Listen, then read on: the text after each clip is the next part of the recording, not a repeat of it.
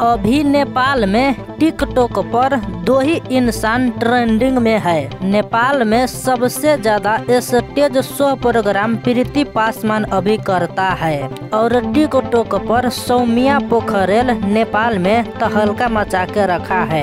नेपाल में बहुत ज्यादा फैन फॉलोइंग है प्रीति पासवान और सौम्या पोखरेल के। ये दोनों टिकटॉकर नेपाल के बहुत बड़ा एक सेलिब्रिटी है और ये भोजपुरी के super star trending star Khesari Lal Yadav से दोनों स्टार मिल चुका है। प्रीति पासवान भी खेसारी लाल के स्टेज शो पर प्रोग्राम कर चुका है। सौम्या पोखरेल भी खेसारी लाल के साथ स्टेज शो प्रोग्राम कर लिया है। ये दोनों अपना मेहनत किया, स्ट्रगल किया, तब दोनों के सपना अभी पूरा हो चुका है। खेसारी लाल भी दोनों से मिलके बहुत खुश हुआ और नेपाल के ऊपर काफी ज्यादा प्यार जताया। खेसारी लाल स्टेज पर बोला कि नेपाल उसके लिए अपना है। जैसे यूपी बिहार के मानते हैं उसी तरह से नेपाल के भी अपना मानता है।